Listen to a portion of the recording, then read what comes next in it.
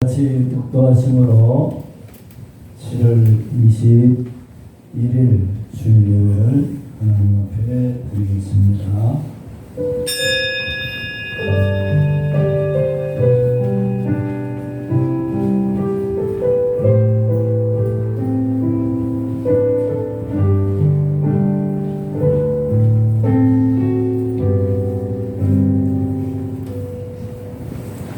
오라 너희 모든 목마른 자들아 물러나오라.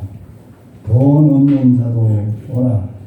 너희는 와서 사먹게 돈 없이 값없이 와서 포도주와 젖을 사라. 수고하고 무거운 짐진 자들아 다 내게로 오라. 내가 너희를 쉬게 하리라. 아멘. 하나님 아버지, 온 세상에 돈 없는 사람도 오라고 하시고 값없이 공짜로 와서 영원한 생명을 살라고 하신 하나님의 말씀을 따라서 또 예수님이 수고하고 무거운 짐을 지고 있는 사람들아 다 내게로 오라. 예수님이 내가 너희를 쉬게 한다라는 말씀을 듣고 감사합니다. 오늘 저희들을 이 7월 무더위 장마 때에 하나님 지켜주시고 건강 유지할 수 있게 해주셔서 하나님의 교회에, 하나님의 집에 하나님을 만나고 예수님 이름으로 기도할 수 있는 시간을 주셔서 감사합니다. 오늘 하나님 만나러 왔습니다. 하나님 우리를 만나주시고 우리의 무거운 짐, 건강, 물질, 가정, 고민, 걱정, 근심 다 주님께 맡기고 주님이 해결해 주시는 시간이 되게 하여 주옵소서. 오늘도 우리가 하나님을 만나서 찬송을 드립니다.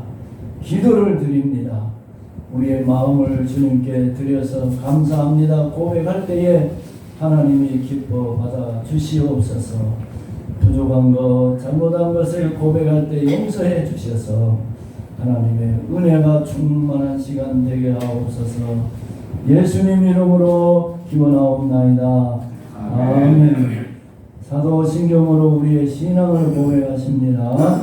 전능하사 천지를 만드신 하나님 아버지를 내가 믿사오며 그 아들 우리 주 예수 그리스도를 믿사오니 이는 성령으로 잉태하사 동정녀 마리아에게 나시고 본디오 빌라도에게 고난을 받으사 십자가에 못 박혀 죽으시고 장사한 지 사흘 만에 죽은 자 가운데서 다시 살아나시며 하늘에 오르사 전능하신 하나님 우편에 앉아 계시다. 저리로서 삶과 죽은 자를 심판하려 오시리라. 성령을 믿사오며 거룩한 공예와 성도가 서로 교통하는 것과 죄를 사하여 주시는 것과 영원히 다시 사는 것과 영원히 사는 것을 믿사옵나이다. 아멘. 찬송을 드립니다. 305장으로 우리 하나님을 찬송하십니다.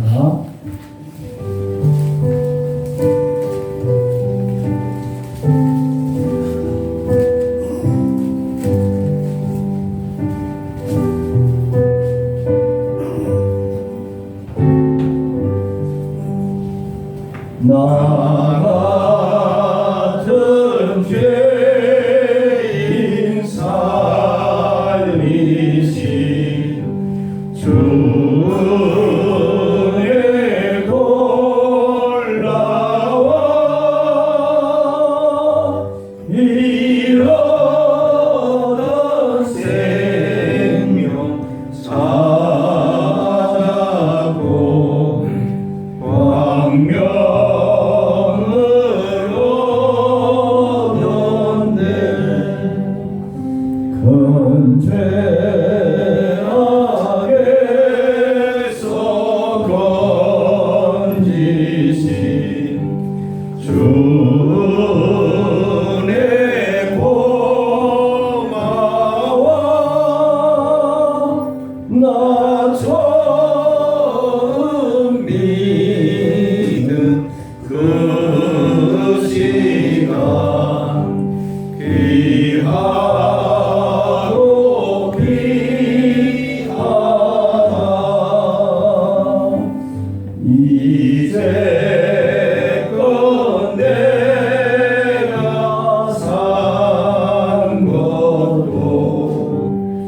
은혜가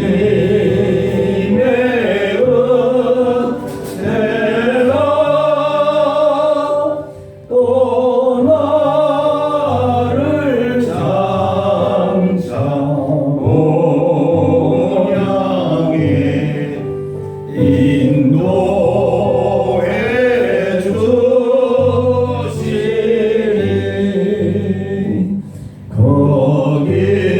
거기서 우리 영원히 주님의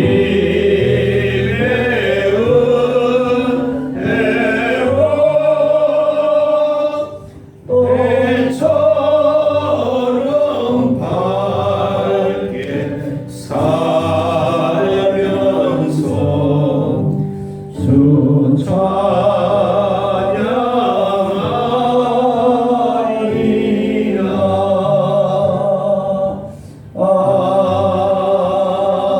아멘. 당연히 기도 인도하십니다.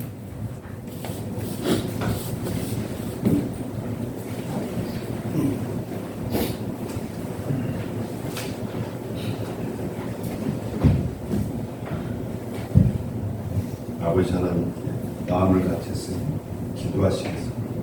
사랑하시는 주님, 내주하신 나의 아버지 하나님, 이 시간까지 지켜주시고 함께 동행하시고 인도하시는 아버지 하나님, 은혜를 감사드립니다. 이 시간도 아버지께 기도드리기 원합니다.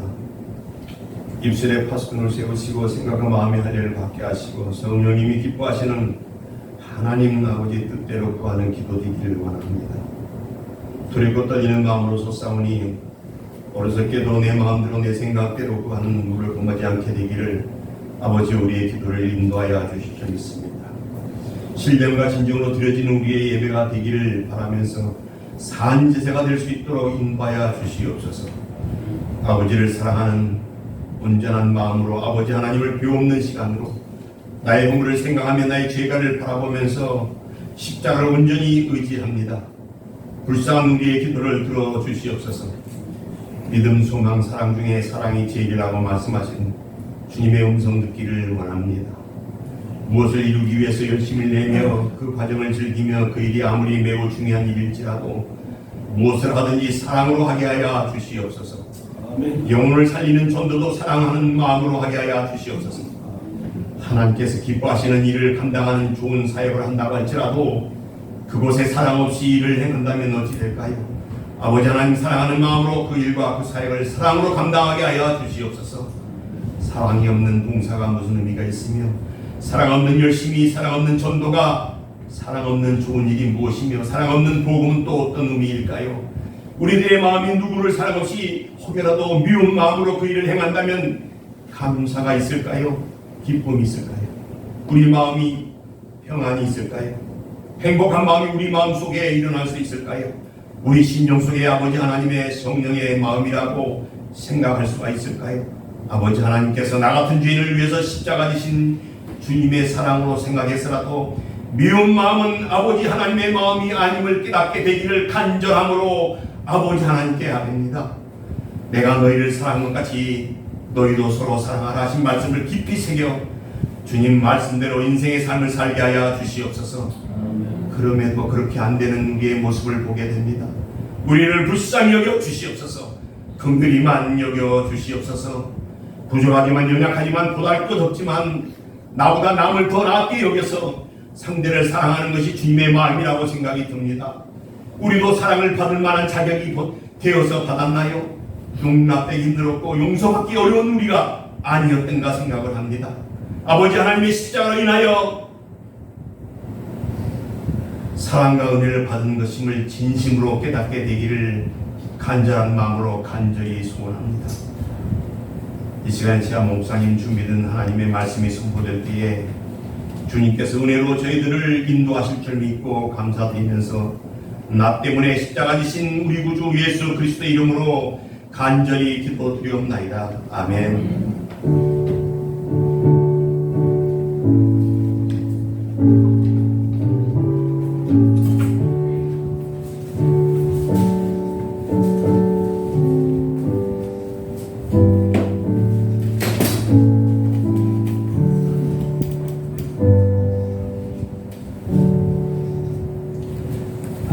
말씀은 로마서 15장 말씀입니다.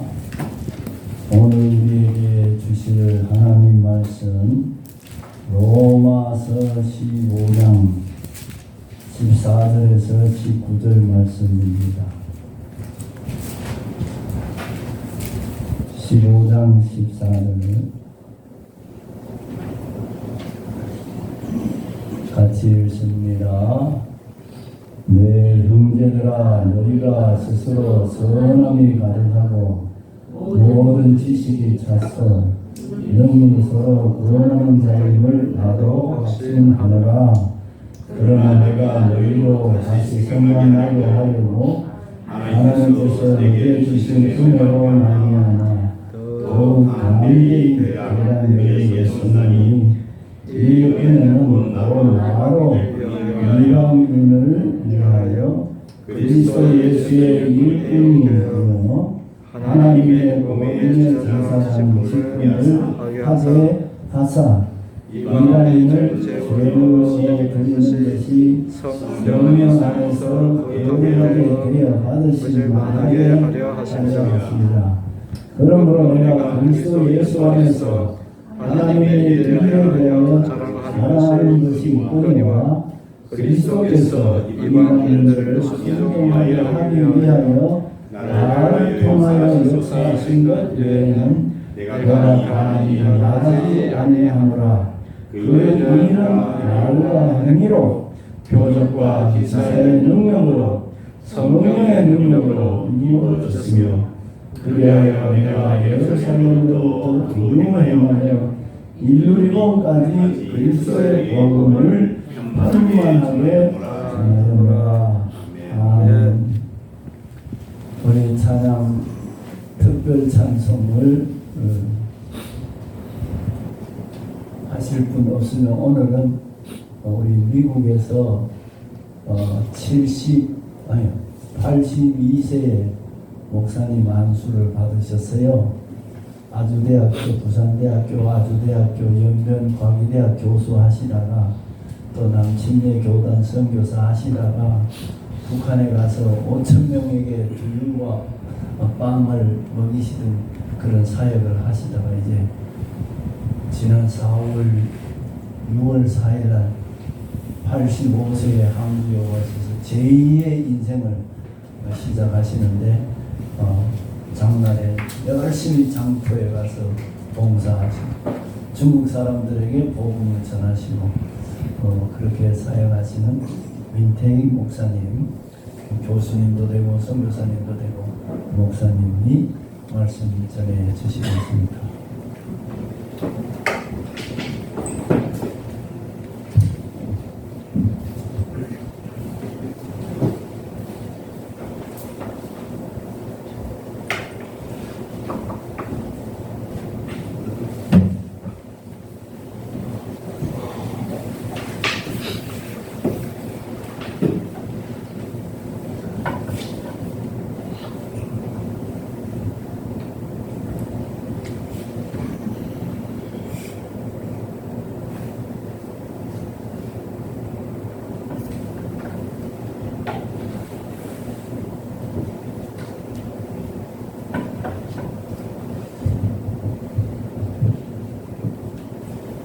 잠시 기도드리겠습니다. 하나님 아버지 감사합니다.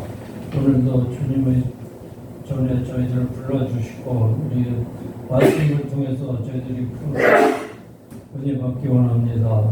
부족한 종이 건강해서싸우니 성령님께서 함께하여 주시고 저의 입술을 주장하시며 말씀에 젖어있는 성령님으로 하여금 말씀하게 하여 주시고 듣는 이들이 모두가 마음이 옥토가 되어 말씀을 받을 수 있도록 주님 이 시간 축복하여 주시옵소서. 감사드리며 예수님 이름으로 기도합니다. 아멘. 반갑습니다. 오늘 많은 여러분들이 새로운 얼굴이 많이 보입니다. 멀리서 오신 분들도 계시고 우리 또 장터에서 매 5일마다 4일 9일이죠. 14, 19, 24, 19 이렇게 뵙는 분들도 계신 것 같습니다. 오늘 저희들에게 주시는 말씀을 통해서 우리가 함께 은혜 받는 시간을 갖겠습니다. 이 세상에는 필요 없는 사람, 또 있으나 마나한 사람, 꼭 있어야 할 사람, 세 종류의 사람이 존재합니다. 우리가 잘 아는 대로 누가복음 10장에서 그런 말씀을 합니다. 선한 사마리아의 그 비유에는 세 종류의 사람이 있습니다.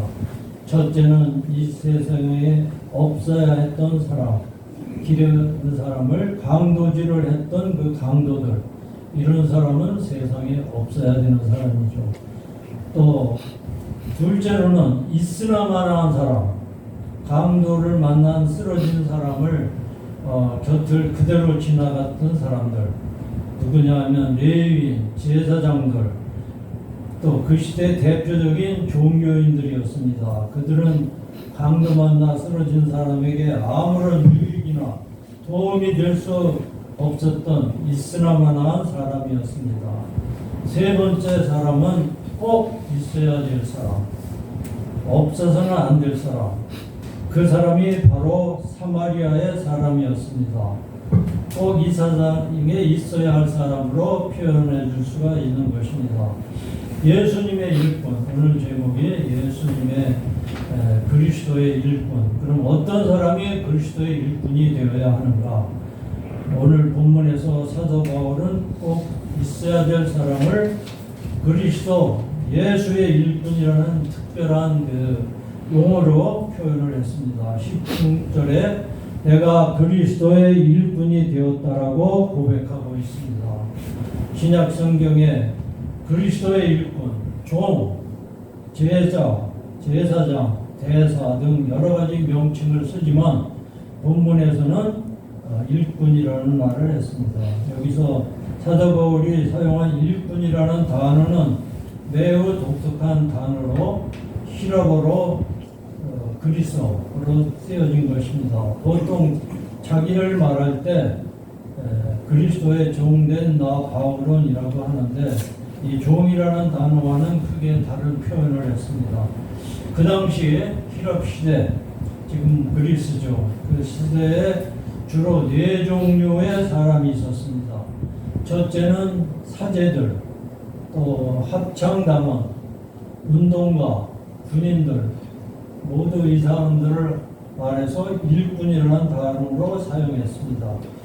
우리가 잘 아는 것 같이 사제는 신에게 제사를 드리는 사람, 또 합창단원은 노래를 부름으로써 사람들을 즐겁게 하는 사람, 또 운동가가 있습니다. 횃불을 들고 뛰면서 경주자들을 독려하는 사람, 그리고 네 번째는 군인들입니다.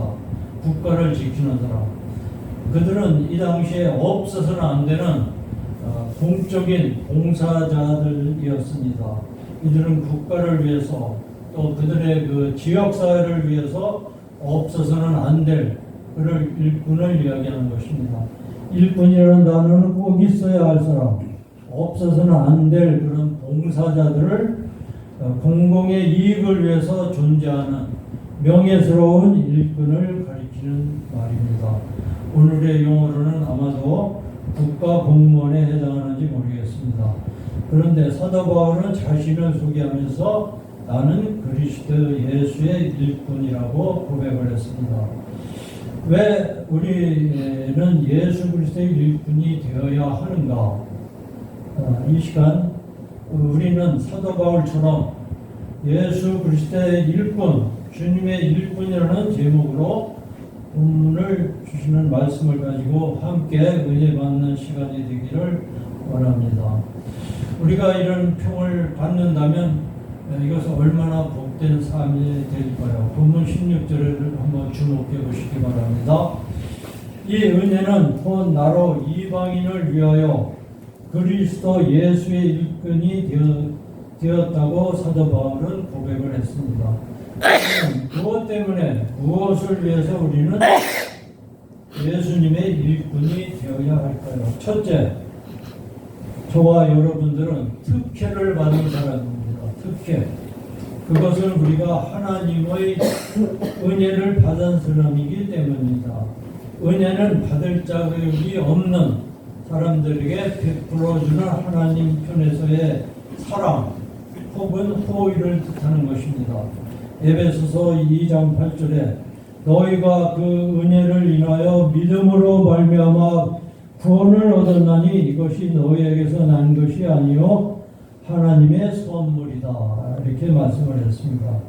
그렇습니다. 구원은 전적인 하나님의 은혜인 것입니다. 그러나 사도 바울은 오늘 본문에서 구원받은 것만이 은혜라고 하지 않습니다. 은혜라는 단어를 좀 더 다른 각도에서 사용하는 것을 본다면 구원을 받고 보니 이 은혜가 너무나 소중하고 놀라운 특권이라는 것을 깨달았고 이제 내가 다른 사람을 위해서 또한 구원해야 하겠다고 하는 그런 결심을 가졌던 것입니다. 우리가 특권이다 하면은 영어로는 special right 또는 privilege라고 말을 합니다. 주님이 드시는 특권 의식을 마음 깊이 느낀다면 우리는 내 사랑하는 가족, 내 사랑하는 이웃, 내 사랑하는 친구들이 영생에 동참할 수 있도록 구원하는 도구로서의 삶을 살고 싶어 하지 않겠습니까?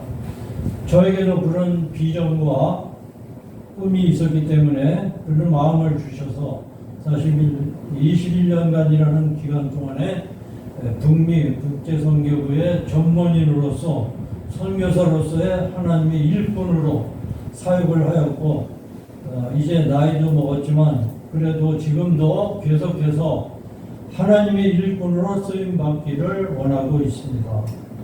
그래서 이 자리에 저는 섰습니다. 오늘 본문 15절과 16절에 같이 보겠습니다. 그러나 내가 너희로 다시 생각하게 하려고 하나님께서 내게 주신 은혜로 인하여 더욱 담대히 내가 너희에게 썼노니 이 은혜는 곧 나로 이방인을 위하여 그리스도 예수의 일꾼이 되어 하나님의 복음의 제사장직을 받게 하사 이방인을 제물로 드리는 그것이 성령 안에서 거룩하게 되어 받으심직하게 하려 하심이라. 그렇습니다. 예수님의 일꾼이라는 말을 이 구절에서는 다른 말로 표현하고 있죠. 여기서 제사장이다 이렇게 말을 합니다. 나의 삶을 변화시키고 나를 하나님의 놀라운 구원에 동참시키신 하나님의 복음, 이제 이 복음을 다른 사람이 듣고 예수 없이 복음 없이 살던 이방인들이 하나님 앞에 바쳐지고 구원받아 하나님의 자녀가 되도록 이방인들을 하나님 앞에 제물로 바치는 복음의 제사장이 된 것이라는 것을 이야기합니다. 주님의 은총, 다시 말하면 하나님이 나에게 준 이 엄청난 특권을 주셨다는 것을 이야기하며 특권 의식으로 사도 바울로 하여금 하나님의 일꾼 된 것을 고백합니다.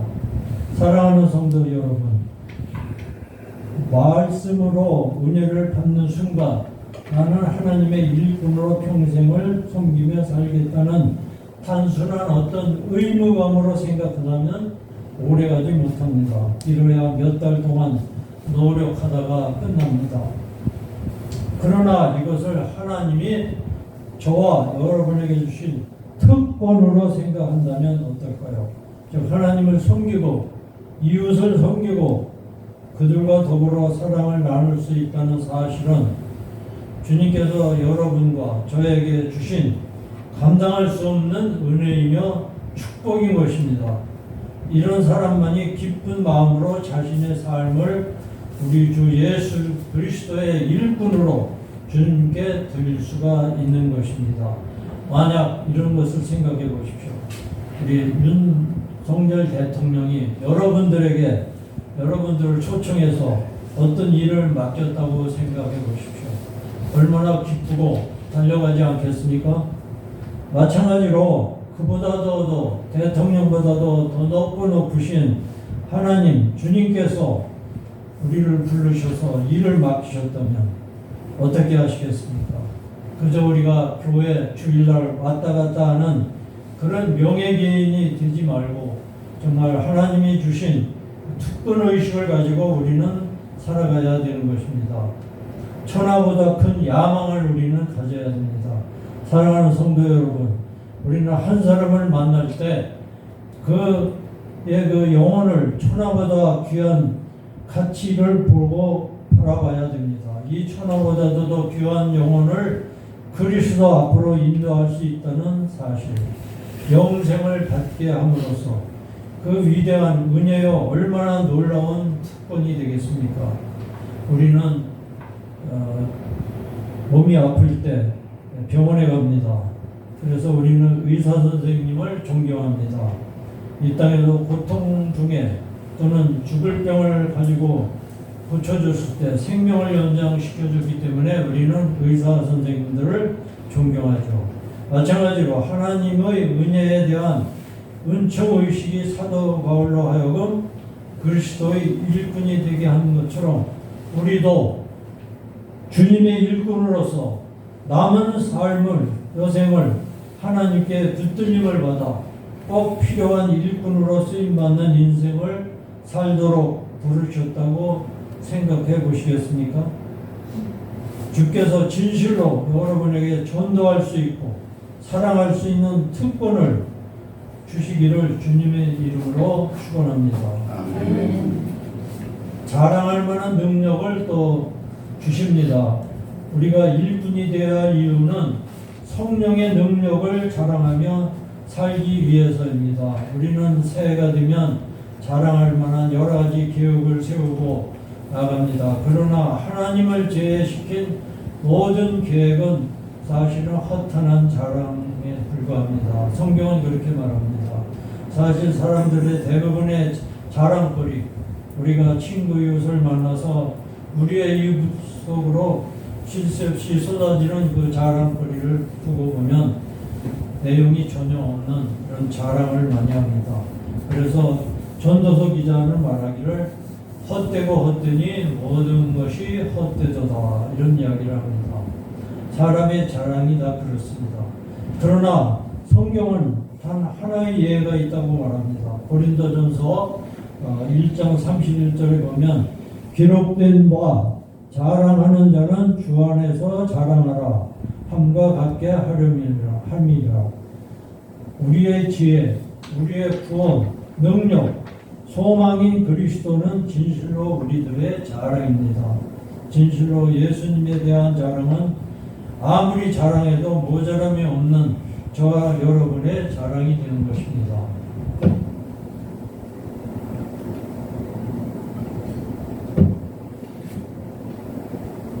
그러면 예수님의 일꾼의 그 보람이 무엇이라고 생각하겠습니까?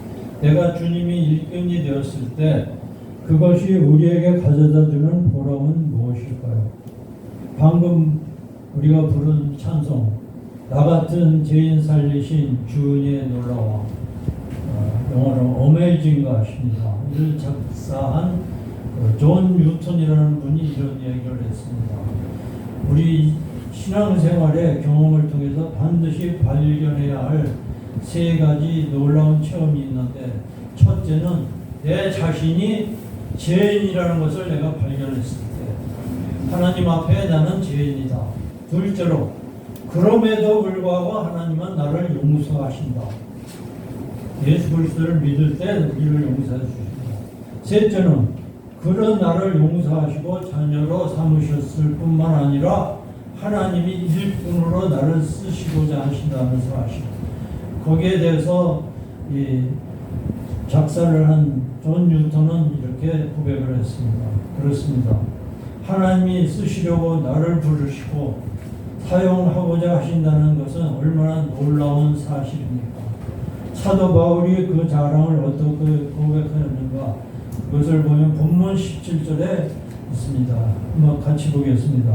그러므로 내가 그리스도 예수 안에서 하나님의 일에 대하여 자랑하는 것이 있거니와 무엇을 자랑하고 있습니까? 19절에 계속해서 보면 그리스도께서 이방인들을 순종케 하기 위하여 나로 말미암아 말과 일이며 표적과 기사의 능력이며 성령의 능력으로 역사하신 것 외에는 내가 감히 말하지 아니하노라고 고백을 했습니다. 주께서 내가 주의 일꾼으로서 하나님의 일을 감당할 수 있도록 나로 말미암아 말하게 하시며 위대한 주님의 복음을 전할 수 있는 메시지를 주셨다는 것입니다. 표적과 기사는 바울이 전하고 있던 메시지를 입증하기 위한 성령의 초자연적인 증거였습니다. 예수님은 12제자를 파송하시면서 그냥 나가서 전도만 하라고 하시지 않으셨습니다. 병 고치는 권세, 귀신을 쫓는 능력을 동시에 허락하셨습니다. 병 고치는 것이 목적이 아니고 귀신을 내쫓는 것이 목적이 아니고 그것은 예수님이 제자들의 전도를 입증하고 바울의 전도하는 것이 하나님의 일이라는 사실을 드러내기 위해서 하나님이 승인하신 놀라운 하나의 표적에 불과한 것입니다. 그 일을 통해서 하나님의 일을 감당할 수 있도록 주님은 능력으로 역사하는 것입니다. 이럴 때 우리는 하나님을 체험하게 됩니다. 많은 사람들이 하나님을 체험하려고 합니다. 그것은 우리가 직접 하나님 일을 할 때 그런 것을 우리가 느낄 수가 있습니다. 사랑하는 성도 여러분, 우리는 무엇을 하면서 남은 생애를 살아야 할까요? 우리는 우리의 그 연약성을 바라볼 때마다 낙심을 합니다. 그러나 문제는 우리가 할 수 있느냐 없느냐 하는 것이 아닙니다. 능력은 주께로부터 주어지는 것입니다.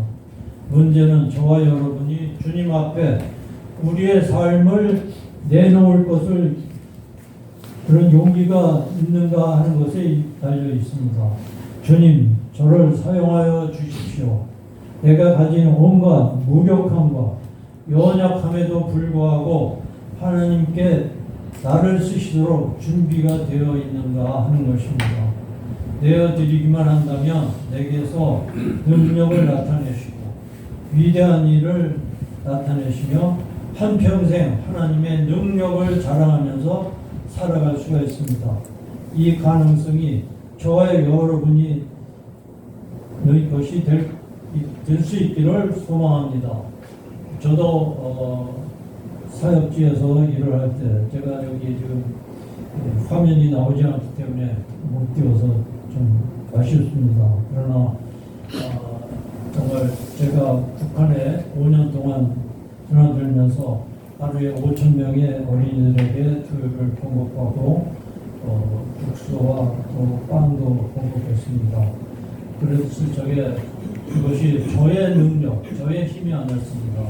하나님께서 다 필요를 채워주셨어요.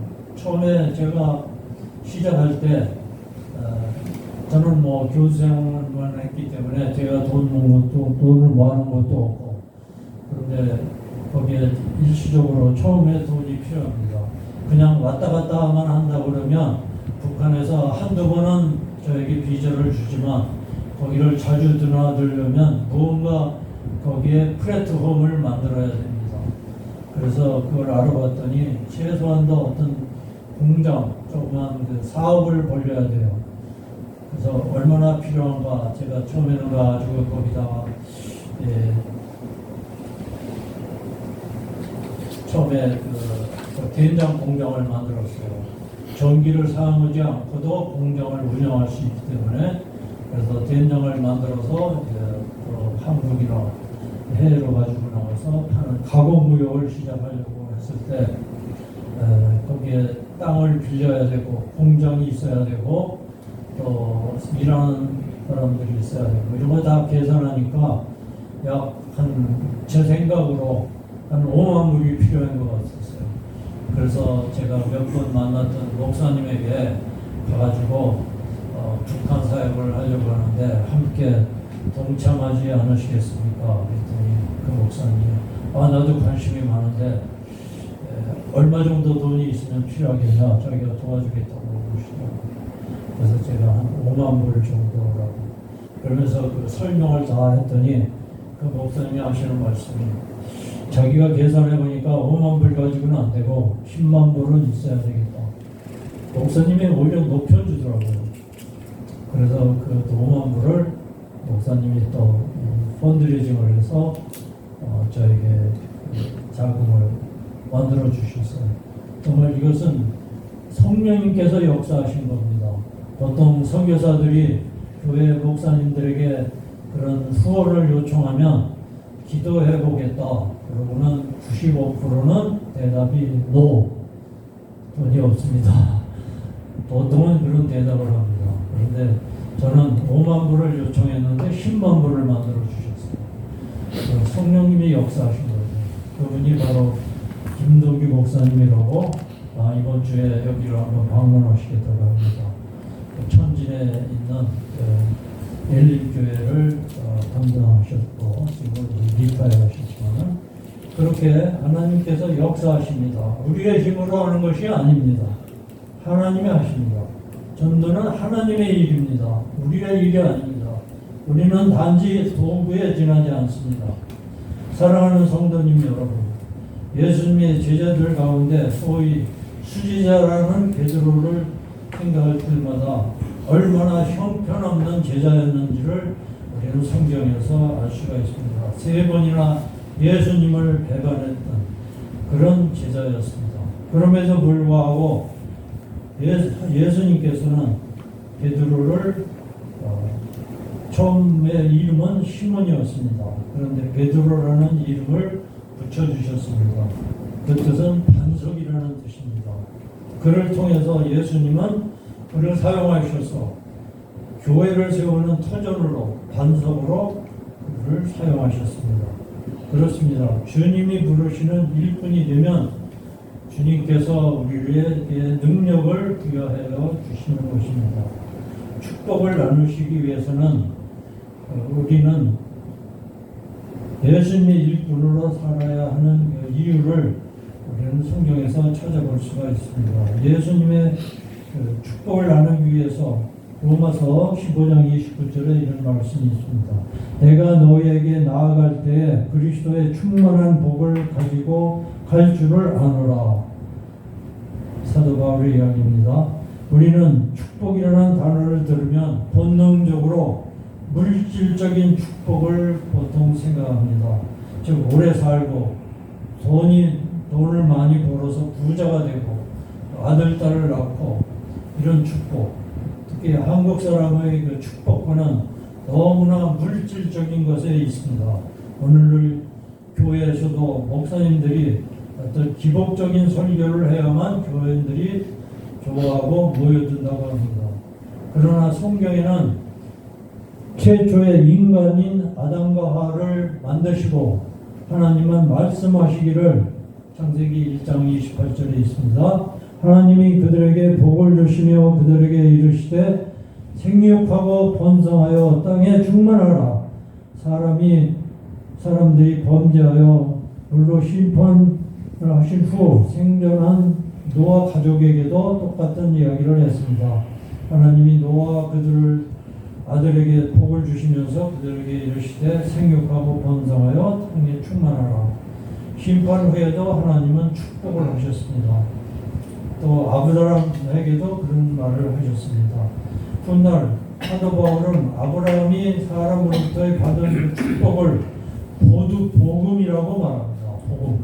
갈라디아서 3장 8절에 또 하나님이 이방을 믿음으로 말미암아 의로 정하실 것을 성경이 미리 알고 먼저 아브라함에게 복음을 전하되 모든 이방이 너를 인하여 복을 받으리라 하였으니 우리 믿음의 사람들이 예수 없이 살고 있는 다른 사람들에게 복음을 전할 때 우리가 전하는 복음을 듣고 그들이 구원을 받을 수 있다면 그것보다 더 위대한 축복이 어디가 있겠습니까?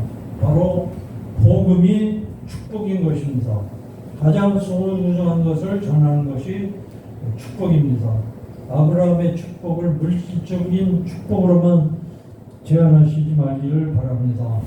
메시아인 그리스도를 전함으로써 그리스도 없이 캄캄한 사망, 흑암 속에 살아가던 사람들이 그리스도의 구원에 참여하는 놀라운 축복을 생각해 보시기 바랍니다. 전도가 축복을 나누어주는 행위인 것을 믿으십니까? 아멘. 네, 이런 때 우리는 아멘 해야 됩니다. 전도는 가장 놀라운 축복을 나누는 것입니다. 여러분이 아무리 가족과 이웃을 사랑한다 해도 복음을 전하지 않는다면 그들의 영혼을 지옥으로 가도록 내버려 두는 것이 되는 것입니다. 그래서 우리가 연말이 되면 구세군 자선남비 정월시조 거기에 창설자인 윌리엄 부스는 이렇게 말을 했었습니다. 자기의 기도가 무엇이냐면 하나님 오늘 이 시대의 그리스도인들에게 하나님의 영원한 형벌인 지옥을 보여주십시오. 그러면 저들은 뛰어나가서 이 복음을 불붙는 가슴으로 전하지 않고서는 견딜 수가 없을 것입니다. 그렇습니다. 천국과 지옥이 있다는 생각과 구원의 확신이 있다면 우리는 가만히 앉아 있을 수가 없습니다. 우리는 가야 합니다. 지상 대명령 너희는 가서 모든 민족을 제자 삼으라고 했습니다. 제자를 삼은 다음에는 가리켜서 지키라고 명령했습니다. 전도의 임무는 너무나 막중하기 때문에 예수님은 하늘로 승천하시기 전에 사복음서와 사도행전을 통해서 5번이나 지상명령을 주셨습니다. 마태복음 28장 19절, 마가복음 16장 15절, 누가복음 24장 47에서 49절, 요한복음 20장 21절, 우리가 잘 아는 사도행전 1장 8절. 주님은 우리에게 가서 전 세계에 구원의 메시지를 전하라고 명령하셨습니다. 사랑하는 성도 여러분, 우리가 이웃에게 나눌 수 있는 최대의 축복인 복음을 전하는 것입니다. 복음을 전하기 위해서 사도 바울은 본문 19절에 이 일로 인하여 내가 예루살렘으로 두루 행하여 일루리곤 유고슬라비아를 말합니다. 까지 그리스도의 복음을 편만하게 전하였노라. 이 말은 동남쪽에서 서북쪽의 끝까지 약 1400마일, 키로수로 말하면 약 2000km가 되는 것을 바울의 발걸음이 닿을 수 있는 모든 곳에 복음을 전했다는 이야기입니다. 그 당시는 교통수단이나 통신이 없는 그 시절을 한번 상상해 보시기 바랍니다. 지금 이 시대에는 얼마나 교통수단과 통신이 편리합니까? 이처럼 우리는 믿는 그리스도인으로서 땅끝까지 복음을 전하는 주님의 일꾼으로 쓰임받는 성도님 여러분 모두가 되시기를 주님의 이름으로 축원합니다. 기도하겠습니다. 하나님 아버지 감사합니다. 우리를 주님의 자녀 삼으시고 또 우리를 부르셔서 이 땅에 아직도 하나님을 알지 못하는 영혼들을 위해서 복음을 전하는 주님의 일꾼으로 우리를 부르고 계십니다. 우리는 이때 거기에 응답하여 내가 여기 있나이다, 내가 가겠습니다, 이러한 우리의 마음을 가지고 하나님 앞에 우리는 나가기 원합니다.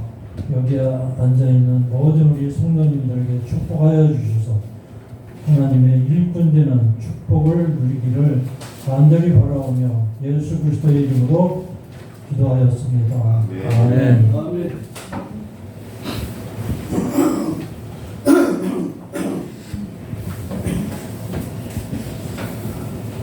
찬송가 349장 찬송하십니다.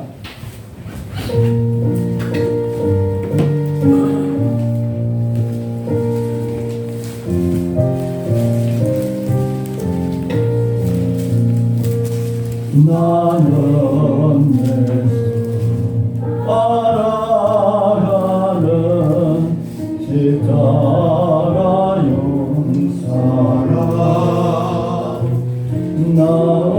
나처럼 정하기를 왜 주저하리요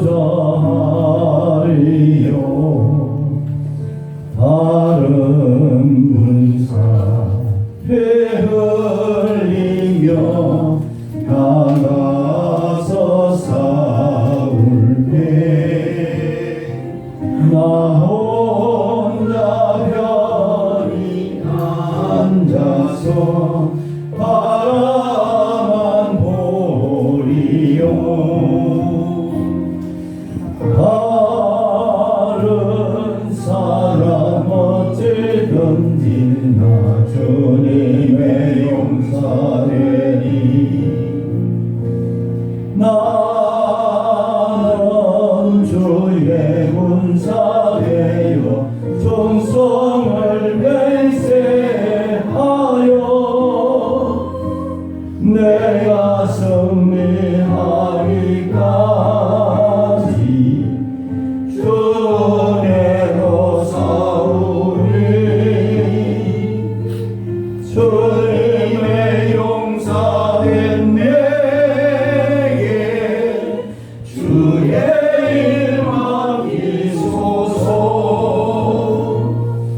큰 싸움은 시작되어 용사를 부른다 일어나 전쟁 마당에 나와서 나가자 거룩하신 주님 위에 싸우러 나가자 주님의 권능이니와 이길 때까지 다른 사람 어찌든지 나 주님의 용사되리 나는 주의 군사되어 충성을 맹세하여 내가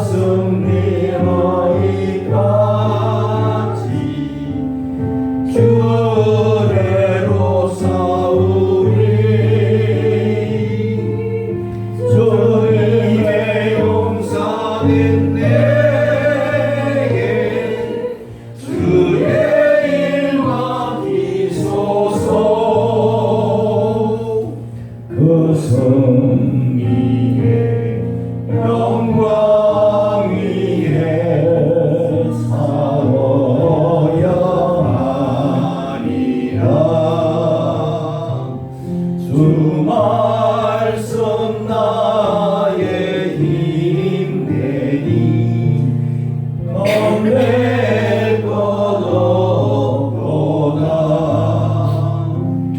모든 삶 이긴 후에 그날이 이르면 승전가 높이 부르며 그 영광 누리리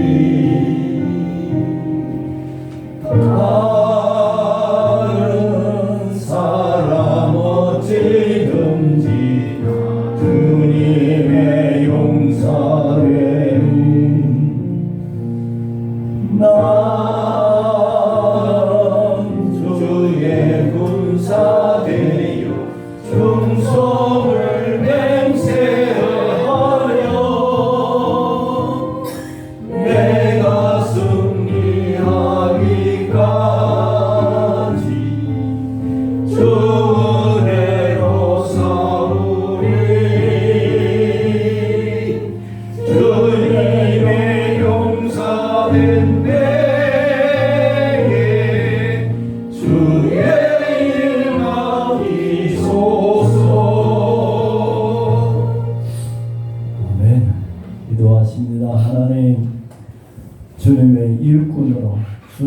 하나님의 용사로 군사로 불러서 남은 인생 빛나게 승리하며 살아갈 수 있는 우리 모두가 되게 하여 주시옵소서.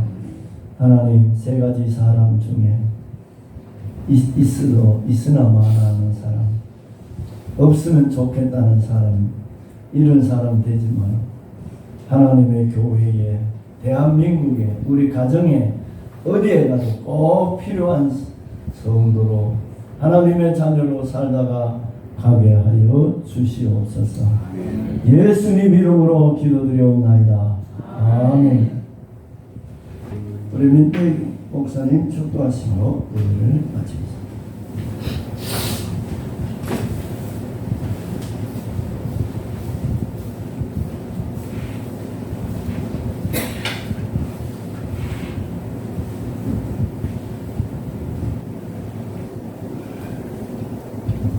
축도하겠습니다.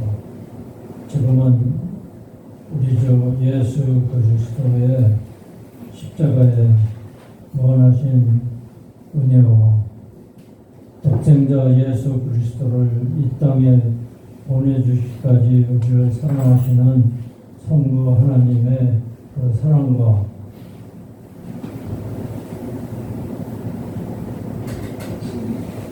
성령님의 교통하심과 우리를 항상 안위하시는 성령님의 무한하신 그 은혜 가운데 우리가 오늘도 예배를 드리고 또 흩어지는 우리 중에 주님이 함께 해주셔서 우리는 주님의 일꾼으로 쓰임받는 모두가 되기를, 또 가정과 그 직장과 자녀 위에 함께 하시기를 축복하며 기도드립니다. 아멘.